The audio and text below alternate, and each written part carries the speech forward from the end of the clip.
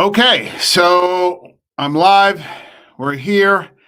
Uh, I was tagged by Eric from Hey Internet, Eric here, for these fun categories, about 12 different options pertaining to horror. And the really cool thing about these tags is that everyone's answers are a little bit different. So maybe you're picking up on something that you haven't heard before. And you're going to watch it now. Oh, I didn't know about that movie. Okay, or I didn't see this before, or I got to check that out. Maybe you have a good laugh because you're like, there's no way in hell that I would ever watch something like that. But the point is that you get tagged and you produce your answers. So I guess we'll start out and just get it rolling. Let's see. First category is the scariest slasher. And my pick for the scariest slasher, and this is my story and I'm sticking to it, is Tyler Mayne, cast as Michael Myers in Rob Zombie's Halloween. Excuse me while I have a drink of water. I picked this guy as one of my favorite slashers or slasher movies in another tag because he's 6'7", 6'8". He used to be a wrestler from the WWE, and he is just a bruiser, an absolute bruiser. And yeah, I mean, he's just fantastic. Choke slamming stuntmen on the set into, lifelessness, abusing the actors in various states, leaving them in various states of bruising. He's just a beast. And he was perfectly cast for this role. Real physicality to the Michael Myers role. He's not just a shape or some faceless evil, going in, some random direction. There's a purpose to this guy. And he's my pick. And that's my story. And I'm sticking to it. Okay, let's see. The worst sequel in a franchise. And my pick for the worst sequel in a franchise, and again, this is my story and I'm sticking to it, is Exorcist II: The Heretic. They got all the people back from the original movie. I had selected this before, I think, in a worst sequel, and there are four more. There's Exorcist I, the original Exorcist. There's the second, Exorcist III.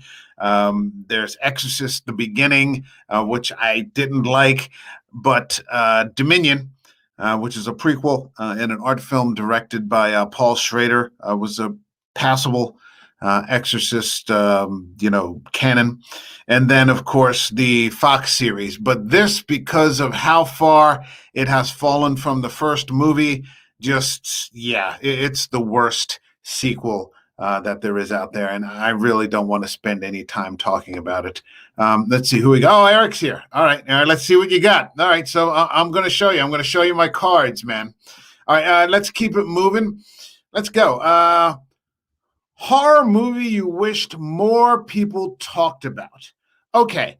I'm going to do something a little different. Well, I'm not going to do something different. I think I am going to pick a movie that I've never heard anybody talk about since I've started doing this. And now I think I'm in my 5th month of streaming and podcasting. I'm going to go with the BBC's Count Dracula with Louis Jordan. It was made in 1977, and I actually saw it on a Saturday night. It's a 3-hour production, and it is scary as fuck. This is just a fantastic production of Count Dracula, Louis Jordan, classic Bond villain. It came on PBS on a Saturday night, and it just scared the daylights out of me. 2 years before Salem's Lot. It doesn't get any recognition at all, or very little. And if you're not in touch with this movie, if you're not watching this movie, if you haven't heard of this production, you should be checking it out. That's my pick for the horror movie I wished more people talked about. I would love to sit down and just cover this over, the course of a an episode. If anybody's up for that, let me know. Okay, let's keep it moving. Let's see what's next. Okay, the remake. Wait, hold on. Let's see. Hold on. Here we go. The remake you prefer over the original. Too easy.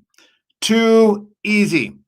The remake I prefer over the original is 2006, their version of The Omen with Liev Schreiber and Julia Stiles, Pete Postlethwaite as the priest, and a much improved performance from the young boy who plays Damien Thorne. I did an episode, a compare and contrast episode on The Omen, 1976's version with Gregory Peck and Lee Remick, and I just thought that it was...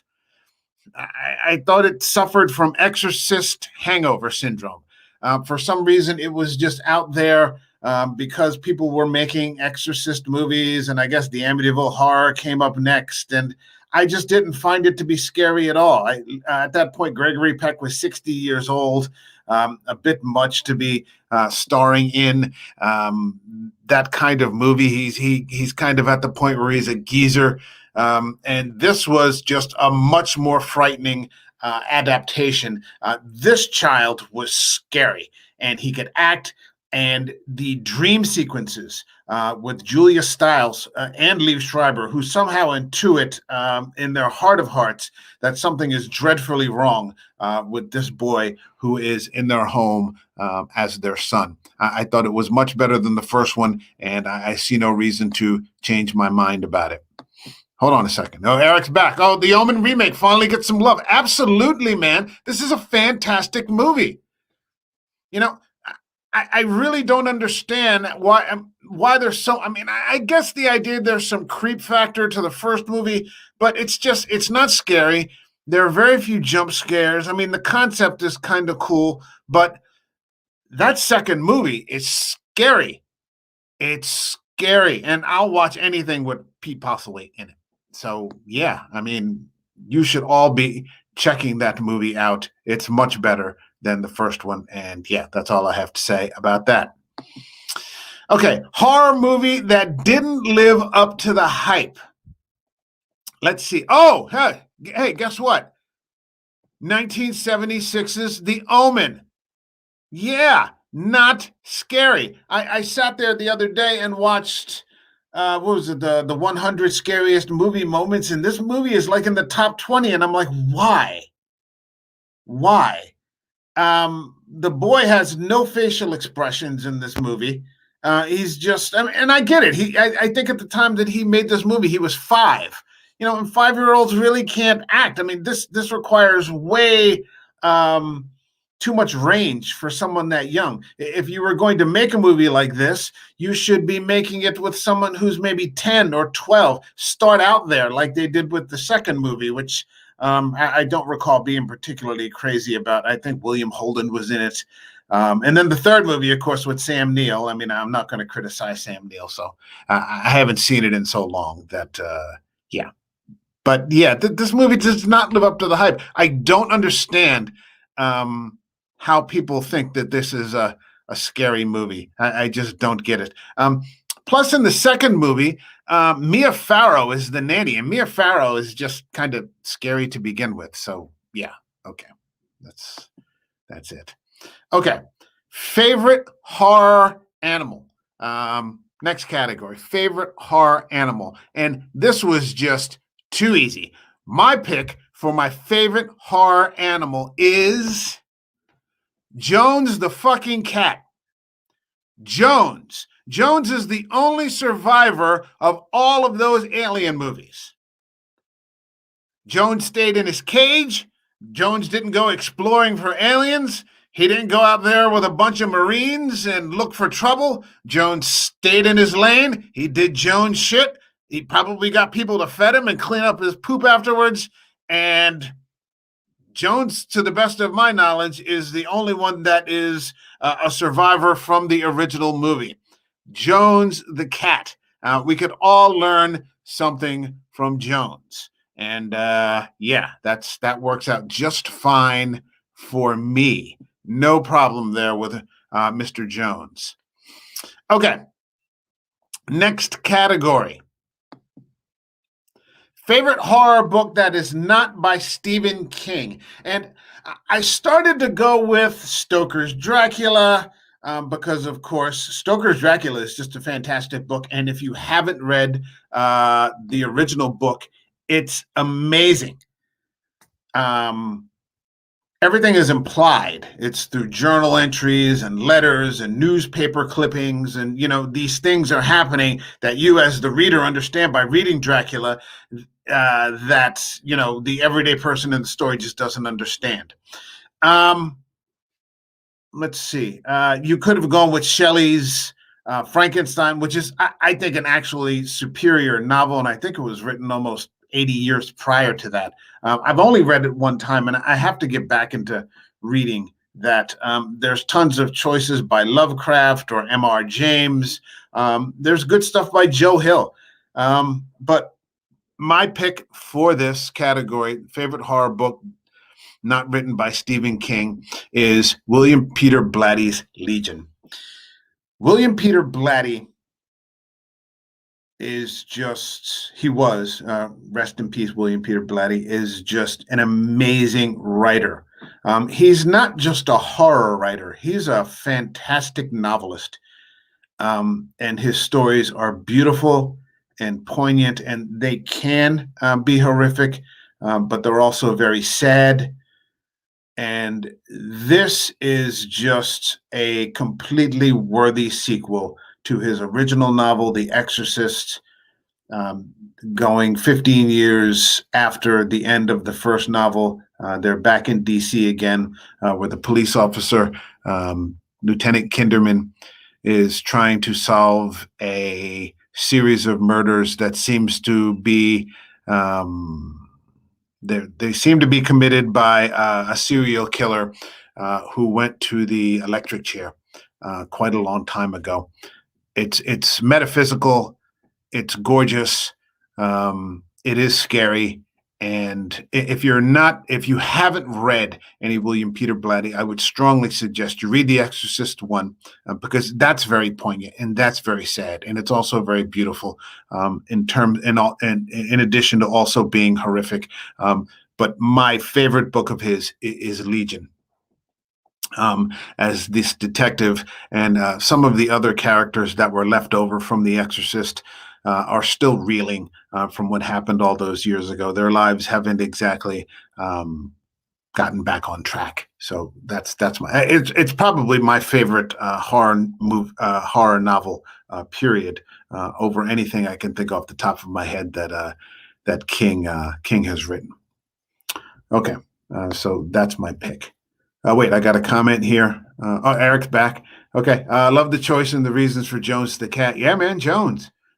Jones is an unsung hero. Doesn't get nearly enough credit out there, brother. Okay, let's see. Next category. Favorite fire stunt. Immediately when I saw this category, what popped into my mind, I don't know about the rest of you, but I selected Philip Seymour Hoffman in Red Dragon. Philip Seymour Hoffman is crazy glued to an old wicker style wheelchair, one of those full body jobs that come up past you. Like the back is so high that it serves also as a headrest. He is crazy glued to the chair. He has his tongue bitten out, I believe, by the tooth fairy or the red dragon, and then he is doused in petrol and set on fire and just sent rolling down a hill. And it is just one of the most horrible fires one of the most horrible fire scenes that I can remember. Fire is a strong component of a lot of horror films, and I'm thinking of going all the way back to the original Frankenstein, where they set the castle on fire. I'm thinking of The Thing, where Kurt Russell clearly, people are using the flamethrowers. I mean, it's just a horrible way to die by fire. But this is something. And Philip Seymour Hoffman in this movie is a complete scumbag. He is a complete scumbag, but nobody deserves this. It's just terrible. It's a terrible way to die. Yeah, Eric. Yeah, Burning Wheelchair Stunt and Red Dragon is amazing. I completely forgotten about it. It was the first thing that popped into my head, and the fact that it's played by Philip Seymour Hoffman, another great force in the arts. Rest in peace, Philip Seymour Hoffman. Just a fantastic performer. He gave a fantastic performance here, and yeah, really, really great. Really, really great. Okay, let's keep moving. Let's see what's next. Favorite horror movie that make you feel you're the only. Oh, favorite horror movie where you feel you're the only one that enjoys it. Okay, yeah. How about this? The Woman in Black. Now you could. I suppose you could be exposing yourself to some mockery and some laughter here. I loved this movie, and it surprised the hell out of me. Um, I, it's got Daniel Radcliffe. Harry Potter is in a horror movie, and it to me it is just amazing. I just picked up a copy, I think on DVD or Blu-ray. I would love to cover this sometime. I'm going to have to do it.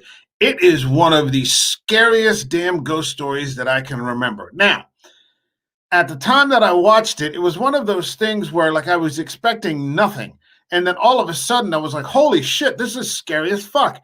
And then I think at the same time I was kind of falling asleep because I was just so tired by the time I put it in. It's one of those things you put it in, I'm going to stretch out on the couch and then fall asleep. And then I found myself struggling to stay with it. And, I made it all the way through. Now I have it and I have to watch it again. I have a strong feeling because I was talking to some other people that don't watch horror movies, and it came up in conversation, and they're like, "Holy shit, that movie scared the hell out of me!" And I'm going to watch it again, but I've got a good feeling. I think that it's going to treat me right, and yeah, I think that's a movie that's upcoming. I haven't heard any. I know one person who talked about it, a friend of mine overseas, and I've never heard anyone else talk about this movie, at least in my circle. So that's my pick for that. And if you haven't seen it, you should. Okay. Next category, the coolest looking creature. Okay. It's tough to beat 100%. Okay. So I'm not going to try. I'm going with H.R. Geiger's concepts for Alien. If there's a cooler looking creature, I don't know what it is. I thought about going with Guillermo del Toro's Guillermo del Toro's Mimic. I thought about going with a few other things. Hold on a second. Oh, gotta make a little adjustment there. Okay, I thought about going, with Guillermo del Toro's Mimic. There was that movie Relic that came out, which was a cool concept for a creature, but I think it was bad CGI also at the same time. I think that's kind of an underrated movie. That and Mimic came out kind of around the same time. You could always go with Predator, maybe even the engineers from Prometheus, the Ridley Scott canon. But yeah, the coolest, I think, creature ever is H.R. Geiger's Aliens. There's never been anything like it. I suppose you could say, because I just did an episode with Creature from the Black Lagoon. And, people were saying clearly that there would be no Predator. There would the guy who played the Creature from the Black Lagoon, who played the creature, he was 6'5". By the time they put the costume on him, he was 6'7". It's hard to picture that the way the film is shot, exactly what an enormous monster he is. So in thinking about it, I probably could have gone with the creature, but I just went with my first instinct, and that was H.R. Geiger. Thanks, man. I thought it was the best. And so, like I said, it's tough to beat 100%. Okay, next category. Movie you didn't expect to like, but ended up enjoying. Okay, here's my pick for that. I'm picking 2020's Underwater. I saw this movie about 3 weeks ago because I ended up getting HBO for the Snyder Cut, and for strictly in terms of the movies that they carry, I think that HBO is superior to Netflix. I mean, now people just kind of have Netflix for their series. The movies that they carry really aren't that great. I was watching, it was a Sunday afternoon. It was kind of sunny, and I decided to watch this movie with Kristen Stewart. And if you know me, you know that I'm not going to be watching any sort of movie with Kristen Stewart, but I gave it a shot anyway. And holy shit, this isn't even ended up enjoying. I love this movie. This is a sleeper movie. I think it was released right around this time last year, maybe 14 months ago. I think it got buried because of COVID and the pandemic hit, and it just received very little accolade. I can't believe that this movie doesn't get more love.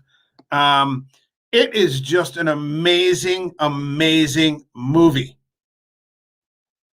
Vincent Cassell, yeah, Eric. I see what he's saying. He's resisting it because of the cast. Please give it a shot. Vincent Cassell's usually somebody that annoys the shit out of me. He was great in this. Kristen Stewart was great in this. Just beautiful cinematography, beautiful story. Just not beautiful story, but just a great story, very tense. The reveal at the end blew me away. It was so good that I actually watched it a second time the same day. So I watched it a Sunday afternoon, and then I watched it again on that night because this is a movie that should be watched at night with no distractions. I could watch it again right now. I could go back into HBO and watch it right now. It's that good. And when it leaves HBO, I'm sure at some point I'm going to end up purchasing a physical copy. So yeah, that surprised the hell out of me. Fantastic. Kristen Stewart teaming up with TJ Miller kept me away. I'll check it out. TJ Miller was great.